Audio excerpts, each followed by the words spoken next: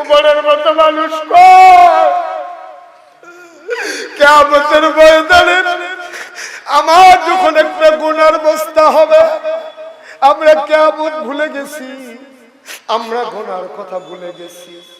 জান্নাতের দ্বিতীয় সুসংবাদ প্রাপ্ত মানুষ উমর কয়, আমার যখন একটা গুনার বস্তা হবে, ওই গুনার বস্তাটা সেই দিন যে মাথায় দেবা, আটার বস্তা আমি আজকে তার মাথায় দেব। কেউ আর আগায় না। উমর কয়, জানতাম তোমরা আগাইবা না। গোনার বস্তা নিতে চাও না, আটার বস্তা কেন নিতে চাও? তাড়াতাড়ি দুইজন ধরে আমার মাথায় আটার বস্তা উঠাই দাও। দুইজন কর্মচারী ধরে অর্ধ পৃথিবীর প্রেসিডেন্ট ওমরের মাথায় আটার বস্তা উঠাই দিলেন। চতুর্দশী পূর্ণিমার চাঁদ লজ্জা পাইয়া মেঘের আড়ালে লুকাই গেছে। ফেরেশতারা চিৎকার করে কান্দে, মাওলা এটা তুমি কেমন মানুষ বানাইছো?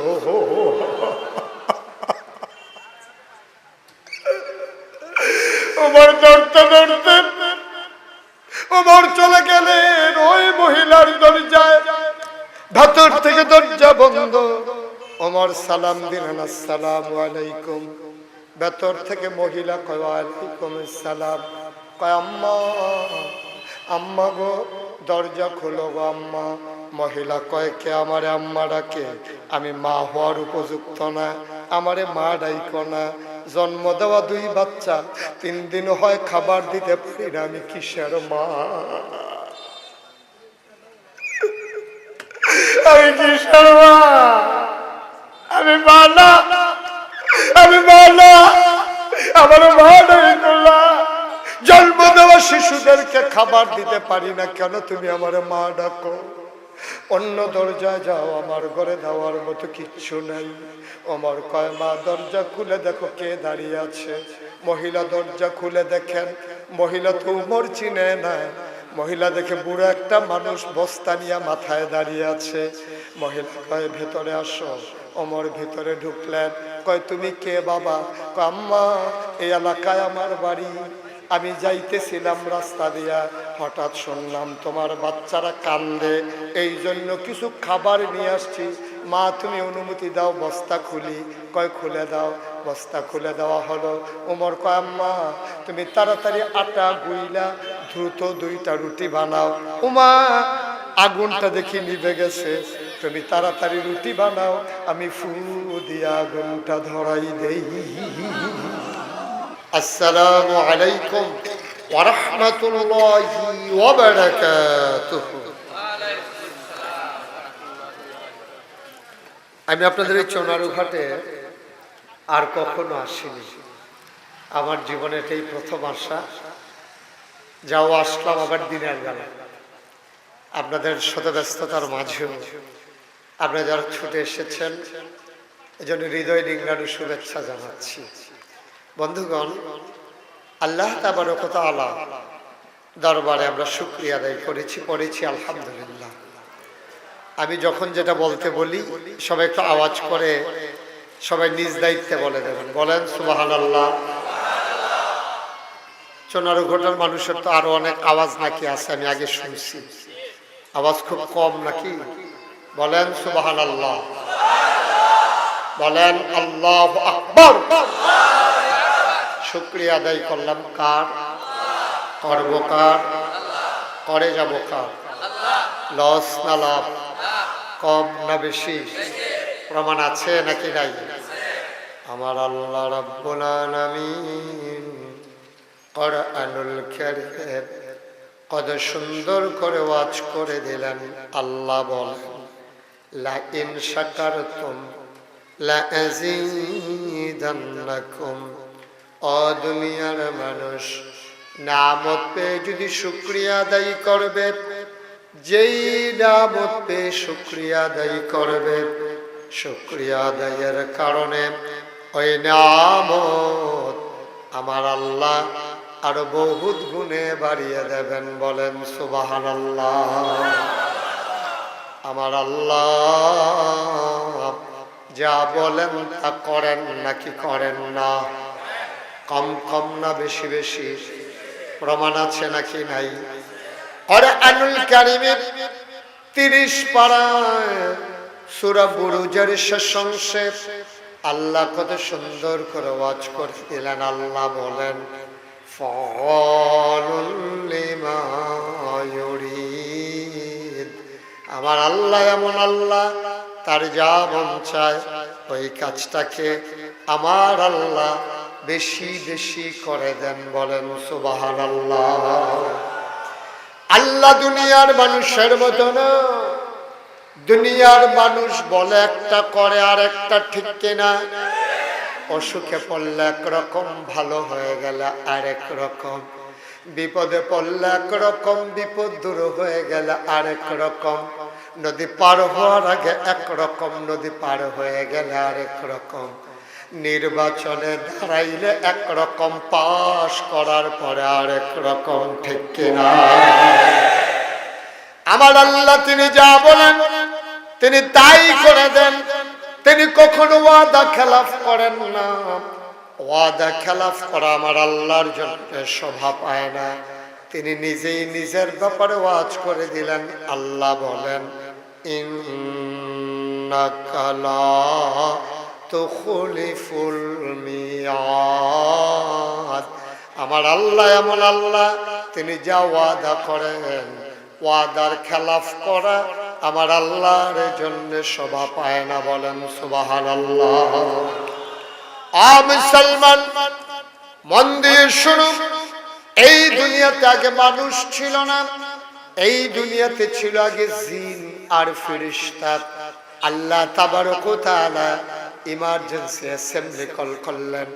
সংসদের জরুরি অধিবেশন, স্পিকার হলেন স্বয়ং আল্লাহ, মেম্বার অফ পার্লামেন্ট হলো সমস্ত ফেরেশতারা। ফেরেশতারা জানতে চাইলেন আজকের মিটিং এর এজেন্ডা কি, আলোচনার আলোচ্য বিষয় কি। আল্লাহ তাবারক ওয়া তাআলা লক্ষ কোটি বছর আগে, মানুষ বানানোর আগে তিনি এজেন্ডা পেশ করে দিয়েছেন।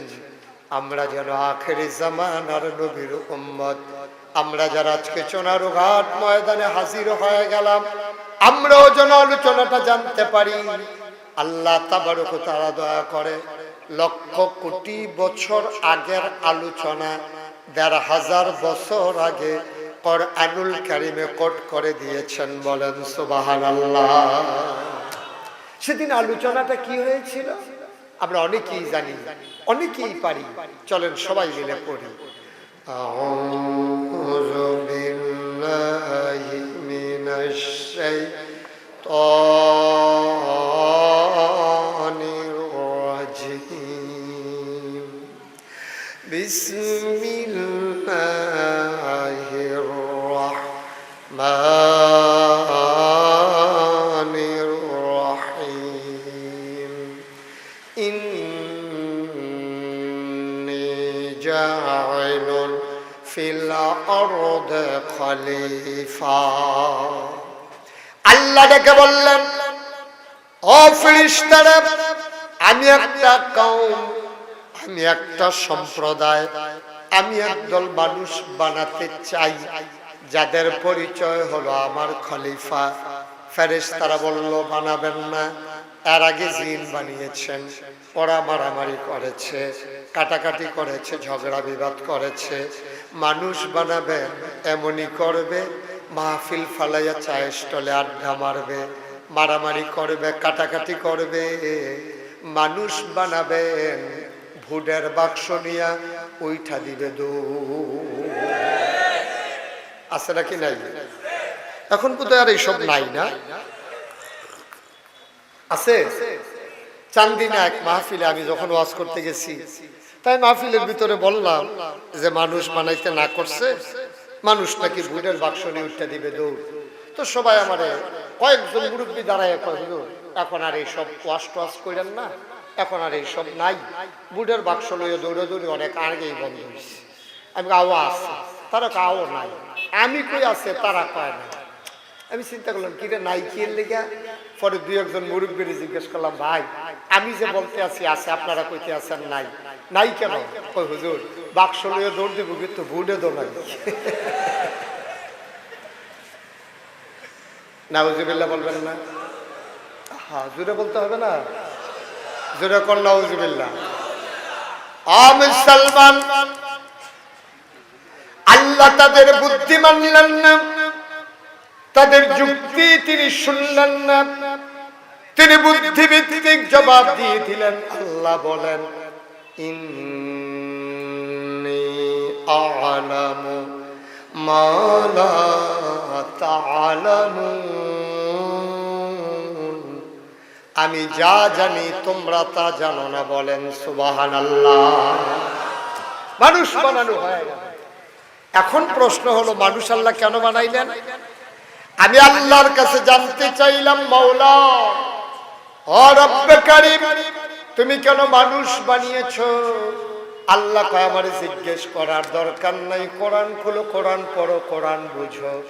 আল কোরআনের ভেতরে ১৫০০ বছর আগে আমি বলে দিয়েছি মানুষ কেন বানিয়েছি।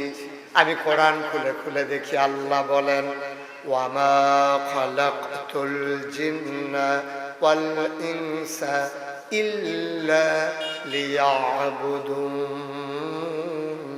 মানুষ বানানোর কোনো দরকার ছিল না, মানুষ আর জিন বানানো হয়েছে কেবলমাত্র শুধুমাত্র একমাত্র আল্লাহর ইবাদতের জন্য। বলো সুবহানাল্লাহ। ইবাদত করব কেমনে? আল্লাহ তাবারক ওয়া তাআলা ইবাদতের জন্য মানুষ বানিয়েছেন। ইবাদত কারে কয়? আল্লাহ তাবারক ওয়া তাআলা আরো স্পষ্ট করে কোরআনুল কারীমে সূরা বাকারায় সুন্দর করে ওয়াজ করে দিলেন, ইয়া আইয়ুহান নাসু উবুদু রাব্বাকুম আল্লাযী খালাকাকুম ওয়াল্লাযীনা মিন ক্বাবলিকুম লাআল্লাকুম তাত্তাকুন। মানুষ বানানোর কোনো দরকার ছিল? ইয়া আইয়ুহান নাস, হে মানুষেরা, উবুদু, তোমরা ইবাদত করো, রাব্বাকুম, তোমাদের যিনি রব। সুবহানাল্লাহ বলবেন না?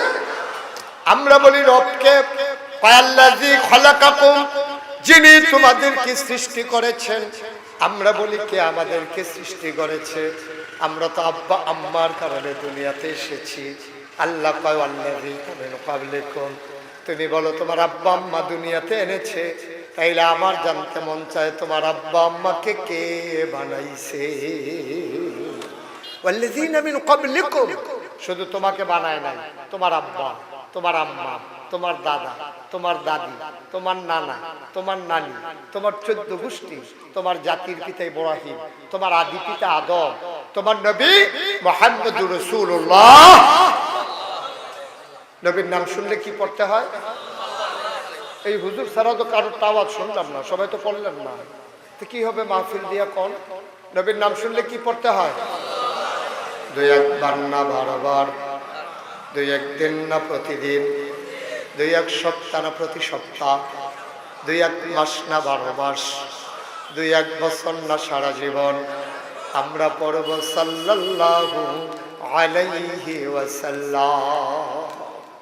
আল্লাহ তাবারক ওয়া তাআলা এই দুনিয়ার মানুষ বানানোর পরে কোন পথে গেলে জান্নাত, কোন পথে গেলে জাহান্নাম, কোন পথে গেলে লাভ, কোন পথে গেলে লোকসান, কোন পথে ভালো, কোন পথে মন্দ, কোন পথে কল্যাণ, কোন পথে অকল্যাণ, কোন পথে শিরক বিদআত, কোন পথে তাওহীদ রিসালাত, কোন পথে কুফর আর কোন পথে ইসলাম জানানোর জন্য আল্লাহ যুগে যুগে নবী এবং রাসূল দিয়েছেন। নবীদের মাঝে যিনি সবার সেরা, যিনি সবার শেষ, তিনি তোমার আমার নবী, নবী মুহাম্মদুর রাসূলুল্লাহ সাল্লাল্লাহু আলাইহি ওয়াসাল্লাম। বলো সুবহানাল্লাহ। এই নবী সবার শেষ নবী, সবার সেরা নবী। নবীজি এসেছেন, খুব খেয়াল করে শুনতে হবে এবং মঞ্চের সামনে যারা আছেন একটু আওয়াজ দিয়ে, আপনারা আওয়াজ দিলে আমার ওয়াজটা আমি বুঝবো যে আপনারা বুঝতেছেন। আমার কথা বোঝা যায় তো না? ইউটিউবে যখন বুঝছেন তাহলে বুঝে গেলে এখনো বুঝবেন ইনশাআল্লাহ। বুঝার কথা আইতে আছে। আমিন কয় না? জোরে কয় না আমিন? আওয়াজ দিবেন বলিষ্ঠতার সাথে। এখন নবী পাঠাইছে কয় হাজার বছর আগে? ১,৫০০ বছর আগে। ১,৫০০ বছর আগে নবী আসলেন, তিনি দ্বীনের দাওয়াত দেওয়া শুরু করলেন। তিনি যখন দ্বীনের দাওয়াত দিলেন, খুব খেয়াল করবেন, তখন মানুষগুলো ছিল বড় বড় বেদুইন, যাযাবর, মূর্খ, অসভ্য, এই মানুষগুলো রাস্তার মোড়ে দাঁড়াইয়া দাঁড়াইয়া মানুষের সম্পদ লুণ্ঠন করত, রাস্তার কিনারে দাঁড়াইয়া এফটেজিং করত, নারীর ইজ্জত হরণ করত। এই মানুষগুলো মানুষের উপরে জুলুম করত, নির্যাতন করত, মানুষগুলোকে অযথা অবিচার করত। নবীজি এসে দাওয়াত দিলেন মাত্র 23 বছর। কয় বছর? 23 বছরের ব্যবধানে যেই মানুষগুলো রাস্তার মোড়ে দাঁড়াইয়া দাঁড়াইয়া ডাকাতি করত, আজও দাঁড়াইয়া দাঁড়াইয়া রাস্তার মোড়ে দাঁড়াই থাকে লাঠি নিয়া। এখন আর ডাকাতি করার জন্য না, আগে দাঁড়াই থাকতো ডাকাতি করার জন্য, এখন দাঁড়াই থাকে পাহারা দেওয়ার জন্য। কেউ ডাকাতি করে কিনা সুবহানাল্লাহ বলবেন না? পশ্চিমা বিশ্বের যারা মনীষী, America, Britain, France, Germany, Switzerland, Sweden, ওইসব বড় বড় এই বিশ্ববিদ্যালয়ে আজকে গবেষণা হচ্ছে।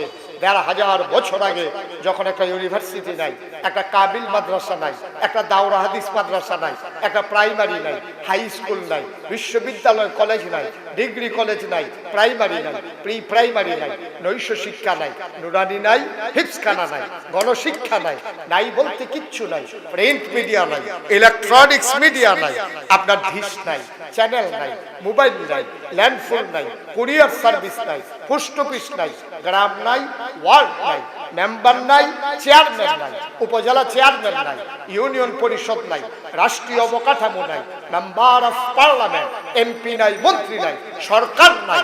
সেই ১,৫০০ বছর আগে যখন কোনো কিছু নাই, মাত্র 23 বছরের ব্যবধানে আল্লাহর নবী এমন একদল মানুষ তৈরি করে দিলেন যাদের ব্যাপারে কোরআনুল কারীমে আয়াত নাযিল হয়েছে, রাদিয়াল্লাহু আনহু ওয়া রাদু আনহু।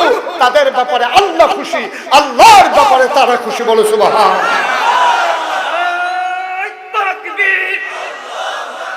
দিন ইসলাম, দিন ইসলাম, আল কোরআনের আলো ঘরে ঘরে জালো। মাত্র 23 বছরের ব্যবধানে। কয় বছর? নবীজি সময় পাইছেন কয় বছর? নবুয়তের 23 বছর, হায়াত হলো 63 বছর, নবুয়ত পূর্ব 40, নবুয়ত পরবর্তী 23, মক্কায় 13, মদিনায় 10। সুবহানাল্লাহ বলবেন না? 23 বছরে সোনার মানুষ বানাইল। এই কথাটা এখানে থাক, এটা মনে রাখেন। কয় বছরে না, এটা মনে রাখেন। এখন একটু আমরা খুব খেয়াল করে শুনবেন। 1757 সালের 23 জুন পলাশীর আম্রকাননে নবাব সিরাজউদ্দৌলাকে পরাজিত করে ইংরেজ লাট বাহাদুরেরা ক্ষমতায় এসেছে। ইস্ট ইন্ডিয়া কোম্পানি ব্যবসার উদ্দেশ্যে এসে তারা ক্ষমতা দখল করেছে। আমার ভারতীয় উপমহাদেশের সকল মূল্যবান সামগ্রী তারা দখল করে নিয়ে গেছে ব্রিটেনে। সেই 1757 সাল থেকে 1947 সাল পর্যন্ত ভারত উপমহাদেশে ইংরেজরা শাসন করেছে। 1947 সালের 14 আগস্ট এই ভারত উপমহাদেশ থেকে ইংরেজরা বিদায় হয়েছে। যাওয়ার সময় দেশটারে দুইটা ভাগ করছে, একটা হলো হিন্দুস্তান, একটা হলো পাকিস্তান। পাকিস্তান আবার দুই ভাগ, পূর্ব পাকিস্তান, পশ্চিম পাকিস্তান। পূর্ব পাকিস্তান মানে আমরা, পশ্চিম পাকিস্তান মানে এখন যারা পাকিস্তান। ওরা ক্ষমতার বড়াই দিয়া আমাদের দেশের মানুষকে সহজ সরল পাইয়া, আমরা আগে কখনোই চালাক ছিলাম না, আমরা তো বুদ্ধিমান ছিলাম না, আমরা সহজ সরল ছিলাম সব সময়।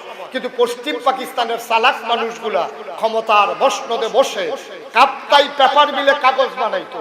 এই কাগজ করাচি নিয়ে সিলবাইরা আডানার কাগজ দেখতে হয় না ব্যস্ত, আমরার কাগজ ঘুরাইয়া একটিহা বাড়াই দিত।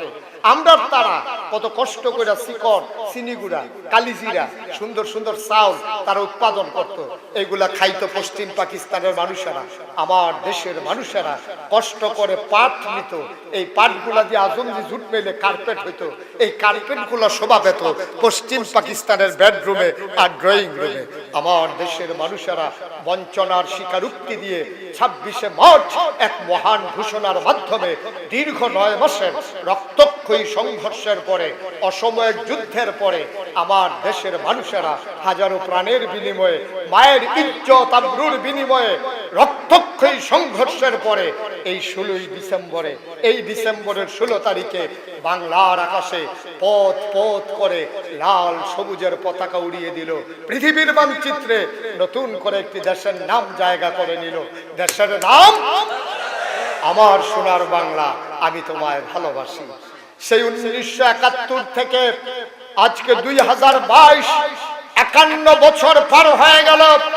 বঞ্চনার স্বীকারোক্তি দিয়ে আমরা স্বাধিকার আন্দোলনে ঝাঁপিয়ে পড়েছিলাম। ইজ্জত দিয়েছিলাম, মায়ের জীবন দিয়েছিল আমার দামাল ছেলেরা। 51 বছর পরে আজকে হিসাব মিলিয়ে দেখলাম নবীজি সোনার মানুষ বানাইছিলেন 23 বছরে, আর আমরা 51 বছর পরে টপটু বটম চকিদার থেকে শুরু করে একেবারে উপর পর্যন্ত সব জায়গায় পাওয়া গেল চিটার আর বটপরের হেডকোয়ার্টার।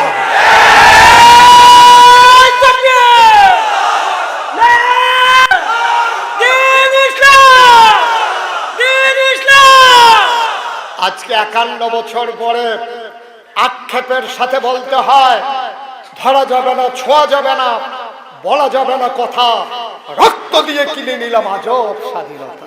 ঠিক কিনা বলেন? জীবনের বিনিময়ে এই স্বাধীনতার জন্য আমার দামাল মায়ের ছেলেরা জীবন দেয় নাই, আমার মায়ের ইজ্জত আবরু দেয় নাই।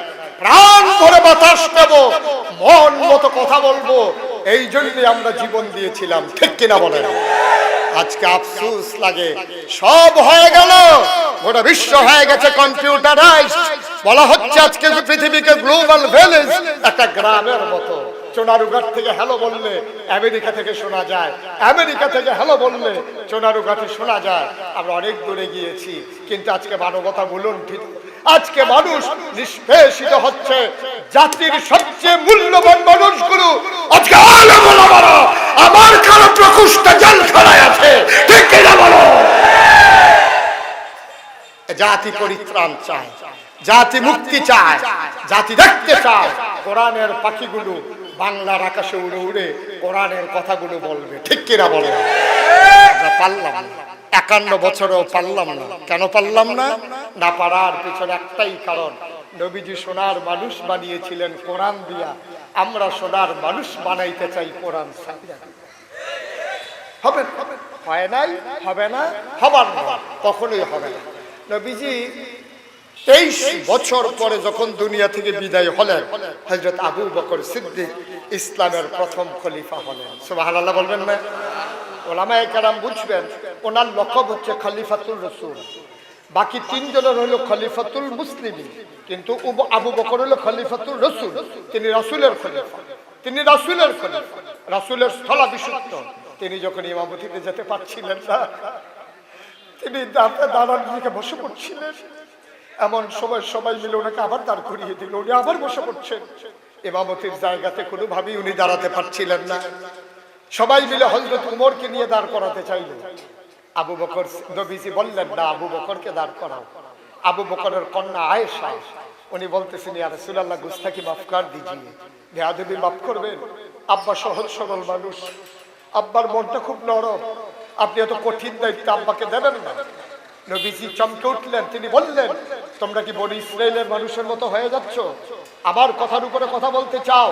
আমি বলেছি আবু বকরকে ইমামতিতে দাও। নবীর জীবদ্দশা আবু বকরকে ইমামতিতে দেওয়া হলো। যখন নবীজির ইন্তেকাল হলো, সবাই বললেন, আপনি নবীর স্থলাভিষিক্ত হবেন, অর্থাৎ আপনি হবেন আমাদের খলিফা। আবু বকর বললেন, অসম্ভব, আমি নরম মানুষ, আমাকে তোমরা মাফ করে দাও, আমার ভাই উমরকে দাও।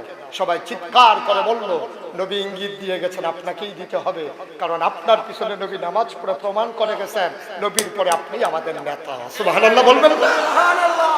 আবু বকর সিদ্দিকের ইন্তেকালের পরে সবাই গিয়া ধরলো হযরত উমরকে।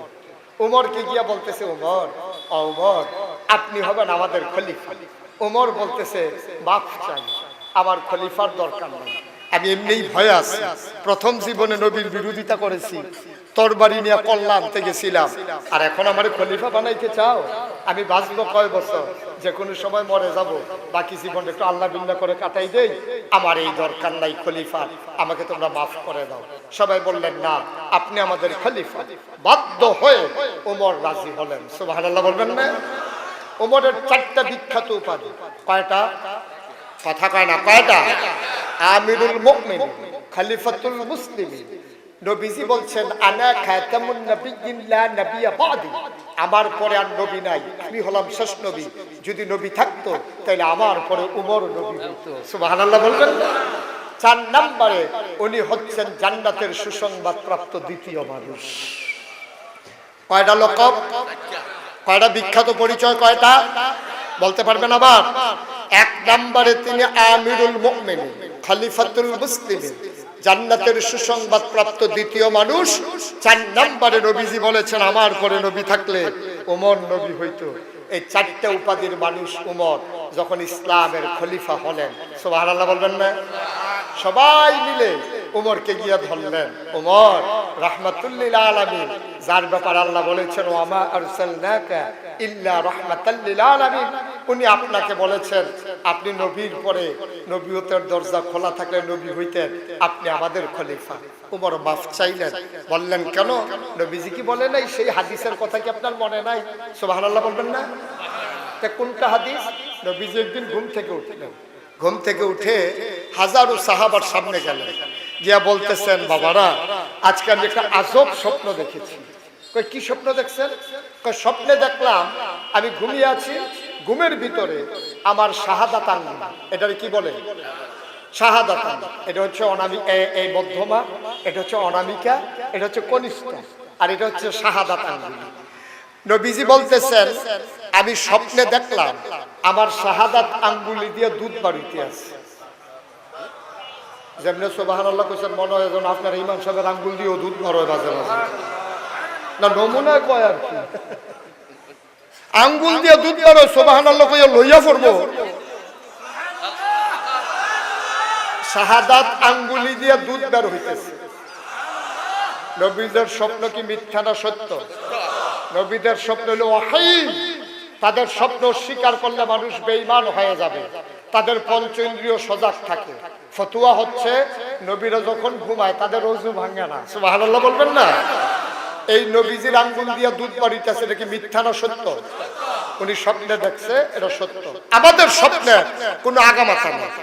এই দেহে মাধবপুর, এই দেহে হরিপুর, এই দেহে শ্রীপুর, এই দেহে ডুবাইয়া মাছ ধরতে আছে, এই কিছুক্ষণ পরে এই দেহে রোদ ফুয়াইতে আছে।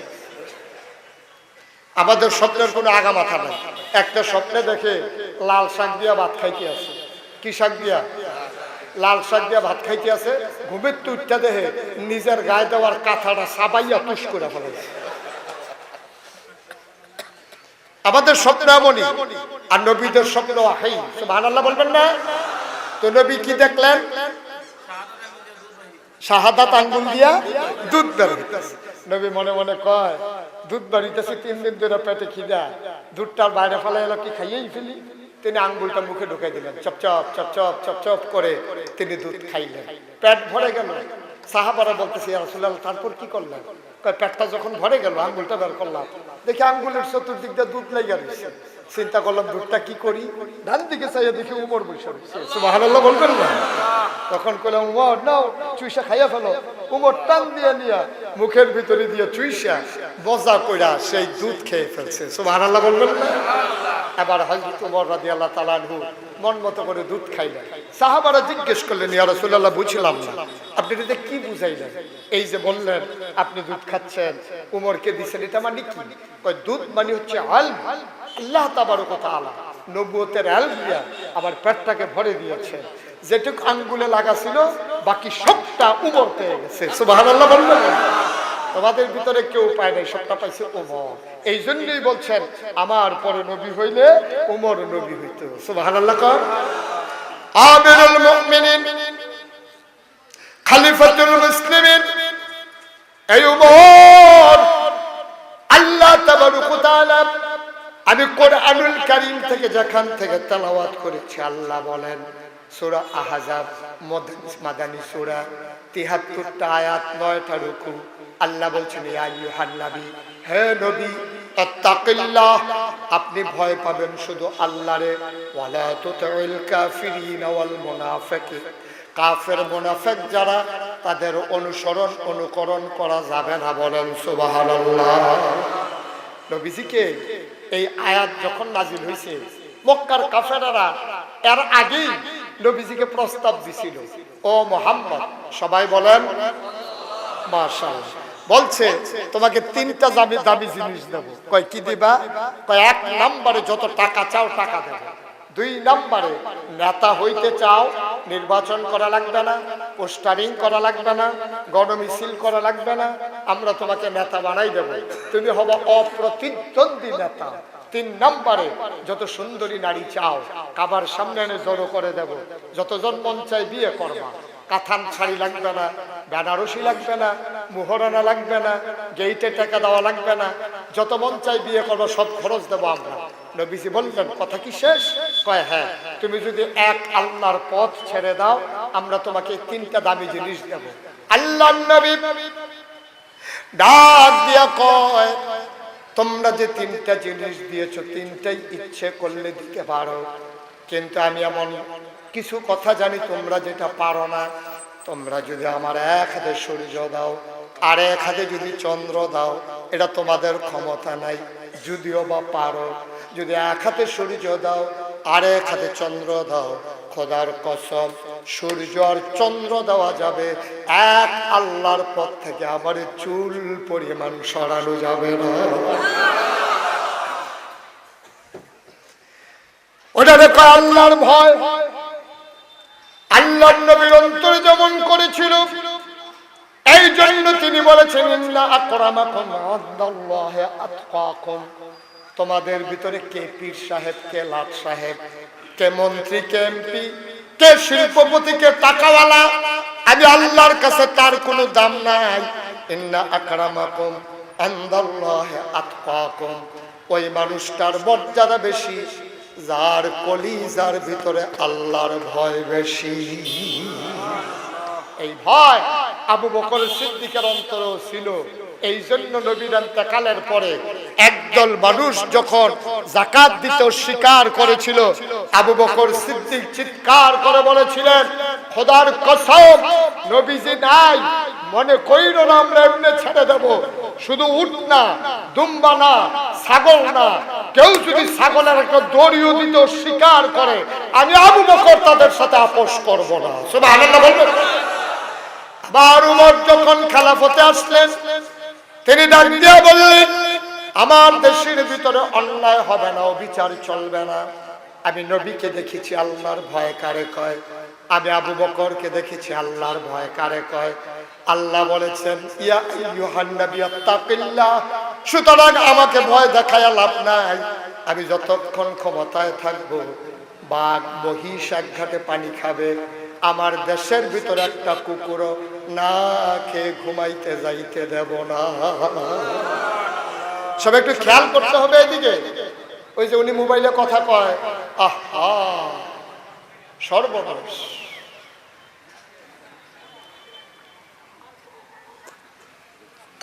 আমিন কর, জোরে কর। এখন হযরত ওমর ইসলামের দ্বিতীয় খলিফা হওয়ার পরে এখন বাঘ মহিষ এক ঘাটে পানি খায়। হযরত ওমর খলিফা, কেউ আর নির্যাতন করে না, নিপীড়ন করে না, মেয়েরা অবাধে চলাফেরা করে, কেউ টিটকারি মস্কারা করে না, মানুষ দরজা খুলে ঘুমায়, চুরি ডাকাতি নাই। উমরের ভয়ে সব তটস্থ পেরেশান। আচ্ছা আপনাদেরকে একটা সহজ কথা বলি, এই মনে করেন আপনারা চুনারো ঘটে যিনি এই টিওনু আছে, ওসি সাহেব আছে, এসিল্যান্ড আছে, সাব রেজিস্ট্রার আছে, আমার খুব পরিচিত সাব রেজিস্ট্রার স্যার। তো এই যত অফিসার আছে, এলাকার যত ইমাম সাহেব আছে, এলাকার যত মেম্বার চেয়ারম্যান আছে, সবাই মিলে এলিট পার্সন, প্রিন্সিপাল, মুহতামিম সবাই মিলে মিটিং করছে আপনার উপজেলা। কি মিটিং? যে সারা বাংলাদেশ যা ইচ্ছা তা হোক, আমাদের চুনারু ঘাটে এখন থেকে আমরা ডাকাতি করব না, চুরি হবে না, আমাদের চৌকিদার পুলিশ পাহারা দেবে, আপনার দরজা খুলে ঘুমাবেন, কোনো ইফতেজিং নাই, কোনো নির্যাতন নাই, মামলা হামলা জেল জুলুম নাই, ওলামায়ে কেরাম স্বাধীন মতো মঞ্চের ভিতরে কথা বলবে, কোরআনের কথা যার বিপক্ষে যাক যাবে, এতে কোনো সমস্যা নাই। আমার এই চুনারু ঘাট আমরা সুন্দর একটা উপজেলা হিসাবে ঘোষণা করলাম। এখন মনে করেন সবাই দরজা বন্ধ করে দরজা খোলা রেখে ঘুমায়, কোনো চুরি নাই, ডাকাতি নাই। এখন এই খবর শুধু চুনারুঘাটের ভিতরে সীমাবদ্ধ থাকবে না, যখন চুনারুঘাট এত সুন্দর হয়ে যাবে এই খবর চলে যাবে আপনার সিলেট, চলে যাবে ঢাকা, ঢাকা করে এই ইউটিউবে করে এই কথা বিশ্বে ছড়িয়ে যাবে। এখন নাগাই পীর সাহেব মুশতাক ফয়েজিও শুনছে যে সোনারুঘাট এমন একটা উপজেলা আছে, তাই মনে করলাম যে এত সুন্দর উপজেলাকে দেখে আসি, উপজেলাটা কেমন এটা দেখার একটা স্বাদ জাগবে, এটাই স্বাভাবিক, ঠিক কিনা বলেন? তো মদিনা যখন এত সুন্দর রাষ্ট্র, মদিনা যখন এত সুন্দর রাষ্ট্র, এই কথা তো শুধু মদিনায় নাই, কথাটা চলে গেছে খ্রিস্টানদের কাছেও, পুরা পৃথিবীতে ছড়াই গেছে। দেশ একটা আছে নাম হইল মদিনা, রাজা একটা আছে নাম হইল উমর। সুবহানাল্লাহ বলবেন না? এই কথা যখন ছড়িয়ে পড়ছে, এক খ্রিস্টান সে মনে মনে করে দেশটাও দেখা দরকার, উমরকেও একটু দেখা দরকার আছে, আসছে মদিনা। খুব খেয়াল করে শুনে, মদিনায় ঢুইকা এক লোকের সাথে দেখা হয়েছে। দেখা হওয়ার পরে বলতেছে, ভাই আপনার বাড়ি কি মদিনায়? কই জি আমার বাড়ি মদিনায়। কই আপনাদের যে প্রেসিডেন্ট উনি কোন? কই কি বললা? কই প্রেসিডেন্ট? কই আমাদের প্রেসিডেন্ট নাই। কই তাইলে কি প্রধানমন্ত্রী? কই না প্রধানমন্ত্রীও না। কই তাইলে কি রাজা? কই না রাজাও না। ওমা তাইলে কি বাদশা? করে বাদশা তো প্রথমেই নাই।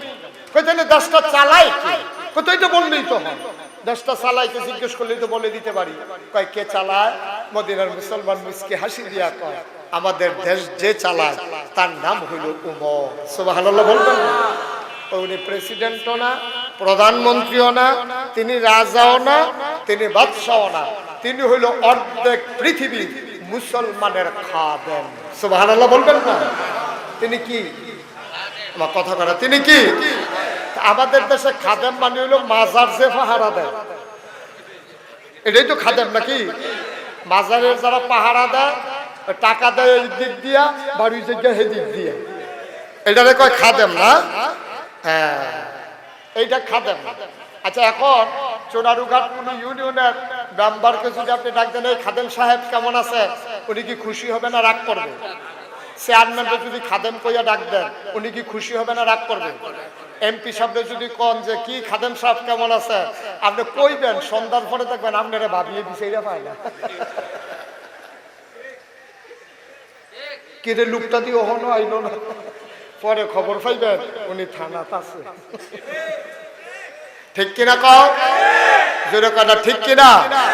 এখন খাদেম আমাদের দেশে কেউ রাজি হয় না, কিন্তু অর্ধেকটা পৃথিবীর প্রেসিডেন্ট, ৩৩ লক্ষ বর্গ মাইলের যিনি প্রেসিডেন্ট, আমিরুল মুমিনিন, খলিফাতুল মুসলিমিন, জান্নাতের সুসংবাদ প্রাপ্ত দ্বিতীয় মানুষ, ওমরের উপাধি প্রেসিডেন্টও না, প্রধানমন্ত্রীও না, তিনি হলেন জনগণের খাদেম। সুবহানাল্লাহ বলবেন? বিদেশে মেহমান ডাক দেয়া কই উনি কি খাদেম? কয় উনি খাদেম। ওনার রাজপ্রাসাদটা কই? কয় বুঝলাম না। কয় রাজপ্রাসাদ।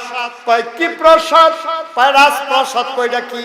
কয় যে বড় বড় মন্ত্রী এমপি ঘুমায়, প্রধানমন্ত্রী যে থাকে গণভবন, রাষ্ট্রপতি থাকে বঙ্গভবন, বিরাট উঁচা পাহাড়, উঁচু দেয়াল, উপরের দিকে তাকাইলে পিছন দিক দিয়ে টুফি ফুরা যায়, ওই রকম যে ঘর, ওই রাজপ্রাসাদটা কই? মদিনার মুসলমান কয় বুঝলাম না। কারে বুঝলা না? শোনো শোনো শোনো, উমর যে থাকে ঘরটা কই? মাইকটা একটু কমাও দেখি, মাইকটা একটু কমাও।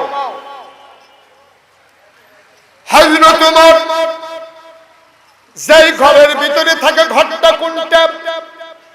আবার মদিনার মুসলমান আঙ্গুল দিয়া দেখাই দিলেন। বিদেশি মেহমান তাকাইয়া দেখে মাটির ওয়াল করা, খেজুর পাতার ছাউনি দেওয়া একটা ঘর। ইসলাম, ইসলাম কারে? আমরা কই আর ইসলাম কই? অর্ধেক পৃথিবীর প্রেসিডেন্ট, মাটির ওয়াল করা, খেজুর পাতার ছাউনি দেওয়া ঘর। তার স্পেশাল ফোর্স, সিকিউরিটি গার্ড, যারা আগে পিছে গাড়ি হুইসেল দিয়া রাস্তা ক্লিয়ার করে। টেপু টেপু আছে নাকি নাই? থানার পুলিশের গাড়ি, ওরা কই? কয় বুঝলাম না। কয় উমরের যারা বডিগার্ড। কয় কেন? কয় উমরের নিরাপত্তা বিধান করার জন্য। মদিনার মুসলমান ডাক দিয়া কয় শোনো শোনো শোনো, ওমরকে পাহারা দেবে এমন কলিজাওয়ালা মানুষ এখনো মদিনায় জন্ম হয় নাই। আমরা যখন ঘুমাই যাই, ওমর চামড়ার চাবুক নিয়ে বের হয়ে যায়, তিনি অজপাড়া গায়ে ঘুরে ঘুরে পাহারা দেয়। কে খায় কে খায় না, কে ঘুমায় কে ঘুমায় না।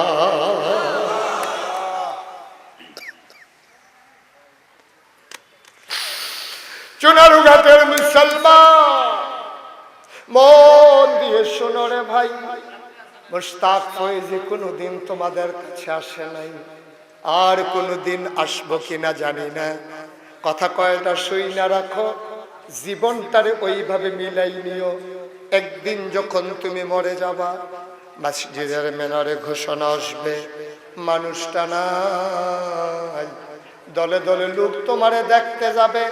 কাফন পরিয়ে যখন দাফন করে দেবে, সবাই দেখবে মাটির কবর। তুমি কবরে গিয়া দেখবা মাটির কবর মাটি নাই, মাটির কবর জান্নাতের টুকরা হয়ে গেছে।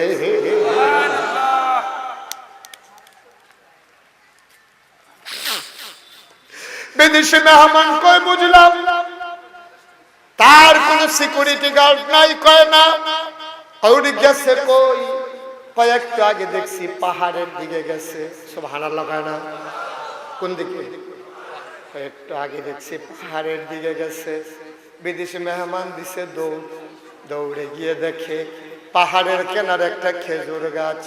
দুপুর বেলা জোহরের ওয়াক্ত ছুঁই ছুঁই, ওই গাছটার ছোট্ট একটা ছায়া, ছায়াটার নিচে অর্ধেকটা শরীর রোদে, অর্ধেকটা শরীর ছায়ায়। একটা মানুষ, কোনো বিছানা নাই, তোষক নাই, চাদর নাই, বালিশ নাই। একটা মানুষ মরুভূমির বালুর উপরে মাথার নিচে দুইটা হাত দিয়া নাগ ডাইকা ঘুমাইতে আছে। দেখে যে মাথার কাছে একটা বাঘ, কি কথা না, কি মাথার কাছে একটা বাঘ।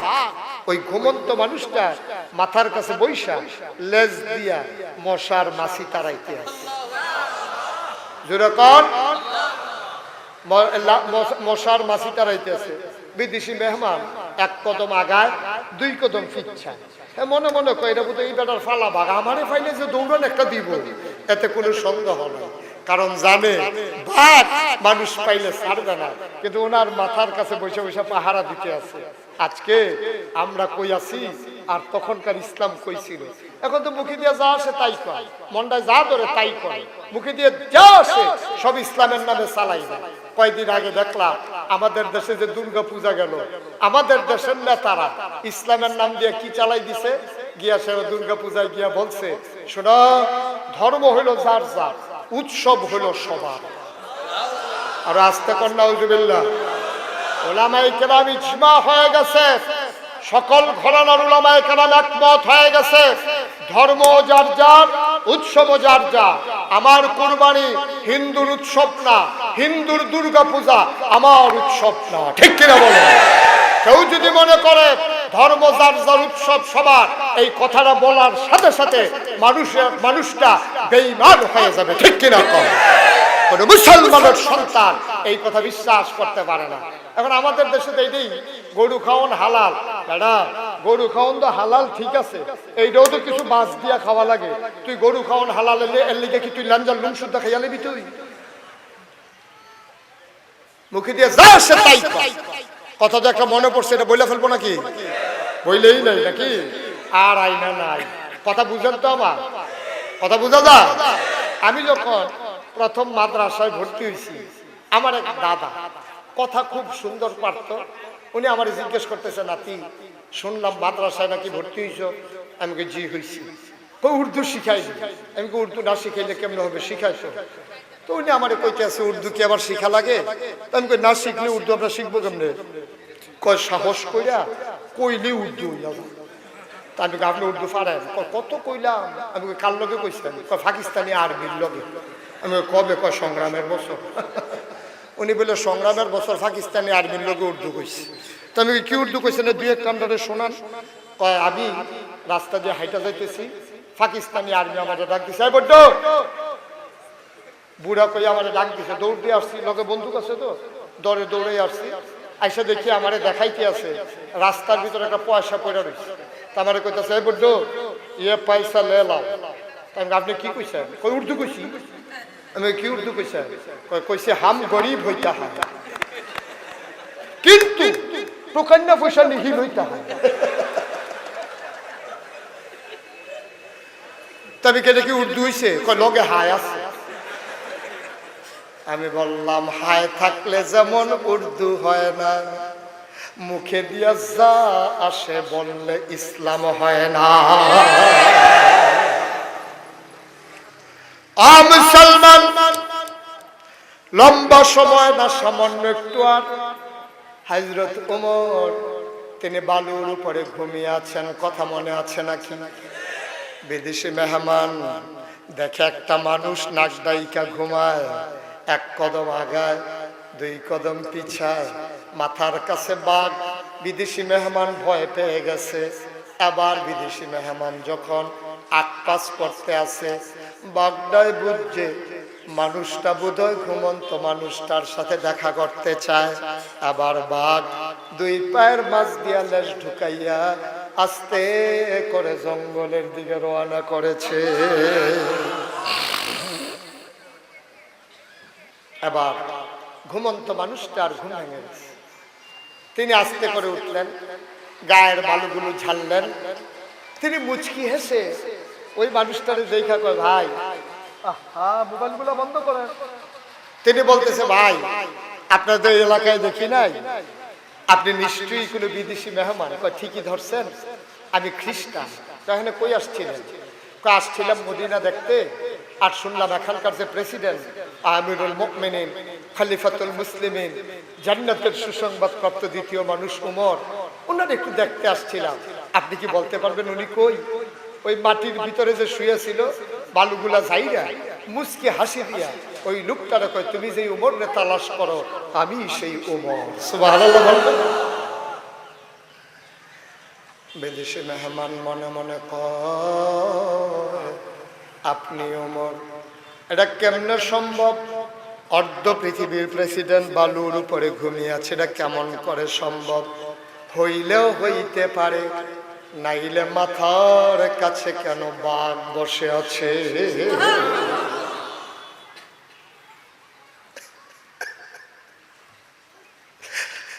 বিদেশি মেহমান কয়, এই অবেলা আপনি কেন ঘুমাচ্ছিলেন? এখন তো ঘুমের সময় না। ওমর কয়, গত রাত্রে ঘুমাইতে পারি নাই। কয় কেন ঘুমাইতে পারেন নাই? কয় শাহ নামাজ পড়ে খাওয়া দাওয়া করে একটু শুইছিলাম, চোখটা লেগে গেছে। হঠাৎ করে মনের ভিতরে ভয়, আমি যে নাক ঢাইকা ঘুমাই, সব মানুষ ঘুমায় কিনা জানি না, কেউ কোনো বিপদে আছে কিনা জানি না। আমি যদি ঘুমাই যাই, কিয়ামতের ময়দানে আল্লাহর কাছে কি জবাব দেব? এই ভয় আমি লাফ দিয়ে উঠলাম, হাতের ভিতরে চামড়ার চাবুকটা নিয়ে বের হয়ে গেলাম। ঘুরতে ঘুরতে চলে গেলাম অজপাড়া গায়ে নিভৃত পল্লীতে, একেবারে বর্ডার বেল্টে, সীমান্ত এলাকায়। ওইখানে বাড়ি নাই, ঘর নাই, শুধু মরুভূমি। হঠাৎ করে তাকাইয়া দেখি মরুভূমির মাঝে সেরা একটা তাবু দেখা যায়। তাবুর ভিতরে মিটি মিটি আলু জ্বলে। আমি দিলাম দৌড়, এই এলাকায় তো কারো বসতি নাই, এখানে কে তাবু ফেললো? আমি দিলাম দৌড়, দৌড়ে দৌড়ে তাবুর কিনারে গেলাম। দূর থেকেই শুনলাম দুইটা বাচ্চা কাঁদতেছে। আমি আরো ভয় পেয়ে গেলাম, তাড়াতাড়ি তাবুর কিনারে দাঁড়াইলাম। দেখলাম তাবুটা চতুর্দিক দিয়ে ছেঁড়া, ছেদ্র দিয়া আলু বের হচ্ছে। ভেতরে তাকাইয়া দেখি ছোট ছোট দুইটা বাচ্চা উপর হয়ে শুয়ে পড়ে আছে, পেটের নিচে দুইটা পাথর দেওয়া। বাচ্চাগুলা কয়, আম্মা আম্মা আম্মা আম্মা আম্মা গো, 3 দিন হয় কিছু খাই নাই গো আম্মা। 2 দিন ছিলাম কাফেরের দেশে, তুমি বলেছ কাফেরের দেশে খানা নাই। মুছা মুসলমানের দেশে কুকুরও না খেয়ে ঘুমায় না। এই সান্ত্বনা দিয়া সকালবেলা তুমি মদিনায় ঢুকছো। সকাল গড়িয়ে দুপুর হলো, দুপুর গড়িয়ে বিকেল হলো, সূর্য হারিয়ে গেল পশ্চিম আকাশে। পাখিগুলো আপন নিরে ঘুমিয়ে পড়েছে, গরুগুলো গোয়াল ঘরে, শিশুরা মায়ের বুকে বুক রেখে ঘুমায়। প্রিয়তম স্বামী প্রিয়তমা স্ত্রীকে নিয়ে ঘুমিয়ে পড়েছে, কেউ জাগনা নাই গো আম্মা। মাঝরাত পার হয়ে গেল, আম্মা কই তোমার মুসলমান, কই তোমার উমর, কেউ তো খবর নিল না। আল্লাহ আল্লাহ খাবার দাও, নাইলে বাঁচবো না গো আল্লাহ, খিদার জ্বালায় মরে যাব, তাড়াতাড়ি খাবার দাও।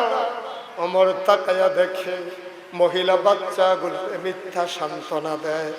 একটা পাতিলার ভিতরে একটু পানি, কয়েক টুকরা পাথর দিয়া মহিলা চুলার ভেতরে আগুন ধরাইয়া পানি আর পাথর লাড়ে মিথ্যা সান্ত্বনা দেয়, বাবা ঘুমাও, খাবার হইলে তোমাদেরকে ডেকে তুলবো।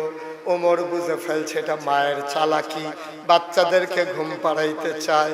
ওমর আর সইতে পারে না, কানতে কানতে ওমর দিলেন দৌড়। দৌড়ে দৌড়ে দৌড়ে দৌড়ে রাষ্ট্রীয় গোডাউনের সামনে গিয়ে দাঁড়ালেন। দরজা তালা দেওয়া, ওমর ডাকলেন দরজা খুলে দাও। দারোয়ান দরজা খুলে দিল। ওমর কয় তাড়াতাড়ি বস্তার ভেতরে আটা ঢুকাও। আটা ঢুকানো হলো। বলল পাকা খেজুর দাও, খেজুর দেওয়া হলো। ওমর বলল বস্তার মুখ বেঁধে দাও, বস্তার মুখ বেঁধে দেওয়া হলো। বস্তার মুখ বাঁধার পরে ওমর তাকাইয়া দেখে দুইজন কর্মচারী পিছনে দাঁড়িয়ে আছে। ওমর কয় তোমরা কারা? কয় আমরা রাষ্ট্রের কর্মচারী। কয় কেন এসেছো? কয় আপনি যেখানে যাবেন বস্তা নিয়ে যাব। কয় ওমর কয় বস্তা তো তোমাদের মাথায় দেব না, কারণ দায়িত্ব আমার, বস্তা উঠবে আমার মাথা।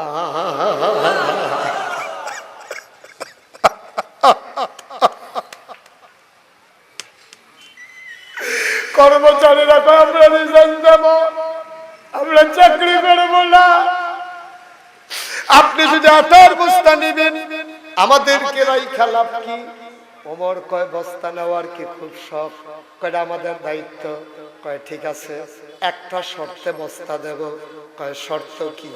কয় কিয়ামতের ময়দানে যখন আমার একটা গুনার বস্তা হবে, ওমরের মতো মানুষ কয় কিয়ামতের ময়দানে আমার যখন একটা গুনার বস্তা হবে, আমরা কিয়ামত ভুলে গেছি, আমরা গুনার কথা ভুলে গেছি। জান্নাতের দ্বিতীয় সুসংবাদ প্রাপ্ত মানুষ ওমর কয় আমার যখন একটা গুনার বস্তা হবে, ওই গুনার বস্তাটা সেই দিন যে মাথায় দেবা, আটার বস্তা আমি আজকে তার মাথায় দেব। কেউ আর আগায় না। ওমর কয় জানতাম তোমরা আগাইবা না, গোনার বস্তা নিতে চাও না, আটার বস্তা কেন নিতে চাও? তাড়াতাড়ি দুইজন ধরে আমার মাথায় আটার বস্তা উঠাই দাও।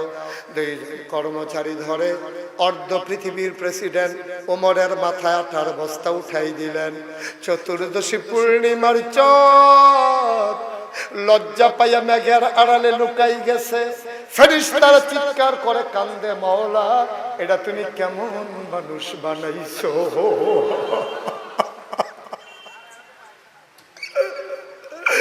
ওমর দৌড়তে দৌড়তে ওমর চলে গেলেন ওই মহিলার দরজায়।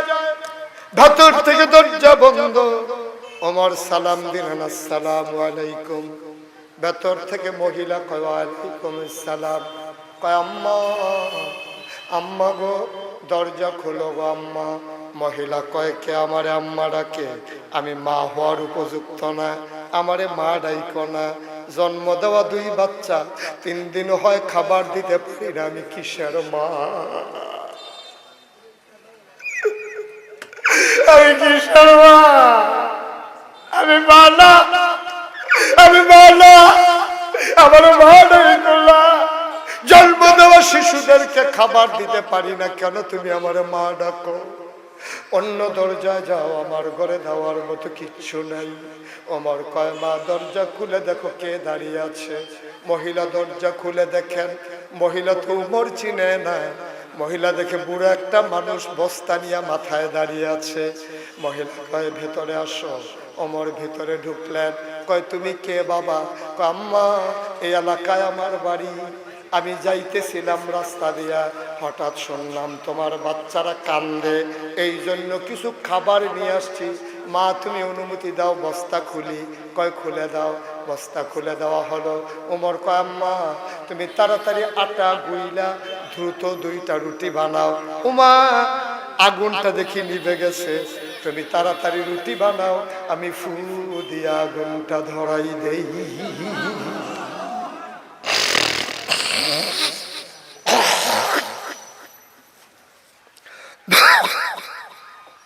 অর্ধ পৃথিবীর প্রেসিডেন্ট চুলার ভিতরে ফু দিয়ে আগুন ধরায়, মহিলা রুটি বানাইয়া বানাইয়া ওমরের হাতে দেয়। ওমর রুটিগুলো খোলার ভিতরে দিয়ে সেকতেছে। 2টা রুটি বানানো হয়ে গেল। ওমর বলে আম্মা ভাইদেরকে ডাকবো নাকি? কয় হ্যাঁ ডাকো। ওমর ডাক দিলেন, রুটি টুকরা টুকরা করে খেজুরের বিচি ফেলে ভিতরে খেজুর দিয়া বাচ্চার মুখের কাছে খাবার নেয়। ওমর কয় খোদার কসম খাবার নিয়ে কাউকে এমন কাড়াকাড়ি করতে আমি দেখি নাই। আমি লোকমানে একটা মুখ চলে আসে 2টা, কষ্ট করে তাদেরকে খাওয়ালাম, পানি খাওয়ালাম। ওমর যখন রুটি খাওয়াচ্ছে মহিলা তাকায়া দেখে এই বুড়া মানুষটা গাল বেবে দাড়ি বেবে টপ টপ করে পানি পড়তেছে।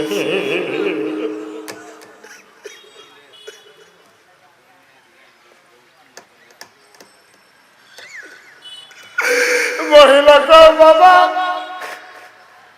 তুমি কে? তোমার চিনি না। তোমার মতো মানুষ থাকতে ওমর খলিফা হইল কেমনে? মদিনার মানুষ কি তোমারে দেখলো না? তোমারে কি তারা দেখলো না? তোমার মতো মানুষ থাকতে ওমর খলিফা হয় কেমনে? ওমরের মন বড় শক্ত। খলিফা হইবা তুমি? ওমর কিসের খলিফা? সকালবেলা আমি ঘুরে ঘুরে বলবো ওমর রে নামাইয়া তোমারে যেন খলিফা বানাই দেয়। ওমর কান্দে, আব্বা গো এখন কথা বাদ দাও, তুমি একটা রুটি খাও। মহিলা কান্দে, রুটি খাইতে পারে না। ওমর কয় মা খাও। মহিলা কয় না আমি খাবো না। সকালবেলা বাচ্চারা আবার খাবারের জন্য কান্দে। এবার ওমর মুচকি হাসি দিয়া কয় আম্মা আমি যখন আইসা পড়ছি তোমার আর খাবারের চিন্তা করা লাগবে না। আম্মা উমরের সাথে আমার বড় খাতির, আমি যা বলি উমর তাই করে। তুমি কালকে উমরের দরবারে মসজিদে নববীতে আইসো, সেখানে আমি থাকবো, বলে বলে তোমার রেশনের ব্যবস্থা করে দেব। মহিলা কষ্টে রুটি খাইলেন। ওমর কানতে কানতে বের হয়ে গেলেন। সারা রাত আর ঘুমাতে পারে নাই। সারা রাত মসজিদে নববীতে তাহাজ্জুদ পড়লেন। ফজরের আযান হয়ে গেল। ওমর ফজরের নামাজ জামাতে আদায় করে ঘুরে বসলেন। সাহাবাদেরকে জিজ্ঞেস করতেছেন ভাইয়ারা কারো কোনো অসুবিধা কষ্ট আছে নাকি? সবাই কয় না আমাদের তো কোনো কষ্ট নাই। আপনার চোখগুলা লাল লাল কেন? আপনি কি রাতের বেলা ঘুমান নাই? আপনি কি রাতের বেলা ঘুমান নাই? ওমর কয় এই কথা রাখো, চলো আমরা সবাই মিলে পরামর্শ করি কেমনে সুন্দর চলা যায়। এমন সময় মহিলা এসে দরজায় দাঁড়াইছে। সুবহানাল্লাহ কয় না? ওই রাতের মহিলা দরজায় দাঁড়াইয়া একজন লোককে জিজ্ঞেস করে ভাই ও ভাই অর্ধ পৃথিবীর প্রেসিডেন্ট ওমর কোনটা? লোকটা আঙ্গুল দিয়ে দেখাই দিছে ওই যে লম্বা চিকন মানুষটা, এইটাই ওমর।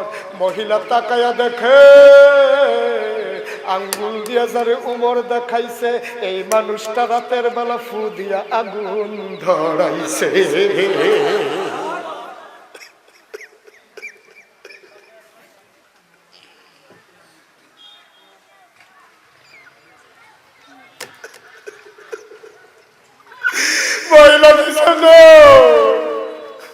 ভয় পেয়ে গেছে, আমারে পাইলে এখন উমর জেলখানায় ঢোকাবে। মহিলা দিছে দৌড়, উমরের নজর পড়ে গেছে। উমর লাফ দিয়া মহিলার সামনে গিয়া দাঁড়াইছে। আম্মা ও আম্মা, আম্মা কই যাও? আমি না বলছিলাম সকালে আইসা যাও কই? কয় বাবা গুস্তাকে মাফ কর দিয়ে দেয়া দেবে, মাফ করো, আমি তোমারে গালিগালাজ করছি। আমি বুঝতে পারি নাই তুমি যে ওমর। বাবা আমারে মাফ করে দাও, আমি তো আসামি। ওমর তুমি কিসের আসামি? আসামি হইলাম আমি। আম্মা তুমি আসামি না গো, আসামি হইলাম আমি। কয় বাবা তুমি কিসের আসামি? কয় সকালবেলা তুমি ঢুকেছ, রাতের বেলা আমি কেন খবর নেওয়া লাগলো? আমি কেন সাথে সাথে খবর নিতে পারলাম না? আমি আসামি গো আম্মা। কিয়ামতের ময়দানে আল্লাহ জিজ্ঞেস করলে আমি জবাব দিতে পারবো না। আমি বড় আসামি গো আম্মা। গালি দিতে মন চাইলে আরো দাও, আরো যদি গালি দিতে মন চায় দাও, আমি কিচ্ছু বলবো না। যদি পিটাইতে মন চায় আমি পাঞ্জাবি খুলে দাঁড়াই, এই নাও চাবুক, আমার পিঠের ভিতরে তুমি ইচ্ছা মতো পিটাও। গালি দিলে গালি দাও, পিটাইতে মন চাইলে পিটাও। আম্মা তোমার কাছে একটা অনুরোধ, দুনিয়ায় যা পারো করো, কিন্তু কিয়ামতের ময়দানে আমার নামে আল্লাহর কাছে তুমি বিচার দিও না।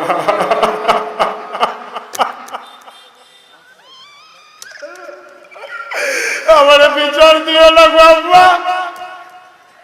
দুনিয়ার জুতার বালা নিতে পারবো, কবরে গিয়ে জুতার বালা নিতে পারবো না গো আম্মা।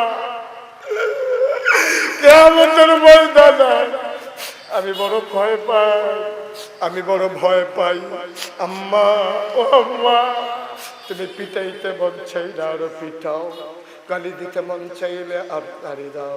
খোদার কসম আম্মা, তোমার দোহাই লাগে, তোমার পায়ে পড়ি, কিয়ামতের ময়দানে উমররে আসামি বানাইও না। ও চুনারুঘাটের মানুষ, ও চুনারুঘাটের মানুষ, মুশতাক ফয়েজি যদি কোনোদিন আর না আসে, মনে রাখবা আমি এসেছিলাম, মনে রাখবা আমি বলে গেলাম। তুমি ওমর হওয়া লাগবে না। তুমি যদি বলো হুজুর ওমর তো আটার বস্তা নিয়ে গেছে, আমি কি করব? আমি বলি তুমি ওমর হওয়া লাগবে না, তোমারও অনেক সুযোগ আছে। তোমার 3টা ছেলে বিদেশ থাকে, 2 বছর পরে পরে দেশে আসে, 3 বার ওরা দেশে আসছে, 9টা বিদেশি কম্বল আনছে। তোমরা জামাই বউ একটা কম্বল গায়ে দিয়ে ঘুমাও, আর 8টা কম্বল স্টিলের আলমারির উপরে রাখছো। আমি বলি কি করবা 8টা কম্বল দিয়া? এইগুলো তো গায়ে দিতে পারবা না। একটা কম্বল নিয়া তোমার বিবিকে নিয়ে রাতের বেলা বের হয়ে যাও। যেই মহিলারা ভিক্ষা করে, ছেলে নাই সন্তান নাই, ওই মহিলার দরজায় গিয়া দাঁড়াও, ডাক দিয়া কো মহিলা গো, তোমার তো যা স্বামী নাই, ছেলে নাই, মেয়ে, বড় কষ্টে দিন কাটাও। আমার ছেলে বিদেশ থেকে একটা কম্বল আনছে, এটা তোমারে দিলাম, গায়ে দিয়া দোয়া কইরো। মহিলা দেখবা চিৎকার করে চোখের পানি ছেড়ে দেবে জান্নাত পাওয়ার জন্য। বছরে বছরে মক্কা মদিনা উমরা করার দরকার নাই, তোমার ঘরের দরজায় তোমার জান্নাত দাঁড়িয়ে আছে।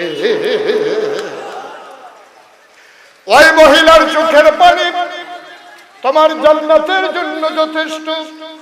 কি করবা তুমি বছরে বছরে উমরায় গিয়া? কি করবা মক্কা মদিনায় গিয়া? অসহায় মানুষের পাশে দাঁড়াও, বিধবা কন্যার পাশে দাঁড়াও, বিধবা মায়ের পাশে দাঁড়াও। যেই মেয়ের বিয়ে হয় না, বিয়ের ব্যবস্থা করে দাও। যারা লেখাপড়া করতে চায় পারে না, কিতাবের ব্যবস্থা করে দাও। আলী খোয়ান নামটা আমার কত পছন্দ হয়েছে, ভাতৃত্ববোধ। আমরা সবাই মিলে ভাই ভাই ঠাই ঠাই হয়ে মিলে মিশে এই সমাজটাকে সুন্দর করার জন্য এতিমের মাথায় টুপি দেব, গায়ে পাঞ্জাবি দেব, পরনে পায়জামা দেব, পড়ার জন্য কিতাব দেব, বই দেব। আল ইখওয়ানের সদস্যরা শুধু একটা মাহফিল করবে না, কোরবানিদের সময় গরু জব করে গোশত বন্টন করবে, রোজারিদের সময় সেমাই চিনি বন্টন করবে, তারা লেখাপড়ার ব্যবস্থা করবে, সমাজ বিনির্মাণে আল ইখওয়ান অগ্রণী ভূমিকা পালন করবে, ঠিক কিনা? তাহলেই সার্থক হবে, তাহলেই সুন্দর হবে। আজকে সিদ্ধান্ত নিতে হবে, প্রতি বছর 100 এতিমের লেখাপড়ার ব্যবস্থা করব। বিধবা মায়ের কন্যার দায়গ্রস্ত, যার বিয়ে হয় না বিয়ের ব্যবস্থা করব, যাদের চিকিৎসা হয় না চিকিৎসার ব্যবস্থা করব। এমন করে করে ওলামায়ে কেরাম প্রতিটি মানুষের দ্বারে দ্বারে পৌঁছে সোনার বাংলা কাগজে পত্রে নয়, প্রকৃত অর্থেই আমরা সোনার বাংলা বানাতে চাই, ঠিক কিনা বলো? সবার জন্য দোয়া করি, সবার কাছে দোয়া চাই। উঠলেন কেন? উঠলেন কেন? সবাই মিলে আমরা তওবা করব, দরকার আছে নাকি নাই? আমাদের যার জীবনে যত গুনাহ জমা হয়ে গেছে সবাই মিলে আমরা তওবা করব আর দোয়া করব। সবাই আমার সাথে পড়েন, আউযু বিল্লাহি মিনাশ শাইতানির রাজিম, বিসমিল্লাহির রহমানির রহিম, আস্তাগফিরুল্লাহ রাব্বি মিন কুল্লি যামবিন ওয়া আতুবু ইলাইহি লা হাওলা ওয়া লা কুওয়াতা ইল্লা বিল্লাহি আলিয়্যিল আযীম। হে আল্লাহ, ইচ্ছা অনিচ্ছা প্রকাশ্যে গোপনে শয়তানের কুমন্ত্রণায় পড়ে নফসের তাড়নায় পড়ে জীবনে যত গুনাহ করেছি, কবিরা সাগীরা শিরক বিদআত সমস্ত গুনাহ থেকে খালেস অন্তরে তাওবা করতেছি। হে আল্লাহ, গুনাহ মাফ করে দাও, তাওবা কবুল করে নাও। আশহাদু আল্লা ইলাহা ইল্লাল্লাহু ওয়াহদাহু লা শারীকা লাহু ওয়া আশহাদু আন্না সাইয়্যিদানা হাবিবানা মাওলানা মুহাম্মাদান আবদুহু ওয়া রাসূলুহু সাল্লাল্লাহু আলাইহি ওয়াসাল্লাম। আমিন আমিন আমিন, আল্লাহুম্মা আমিন।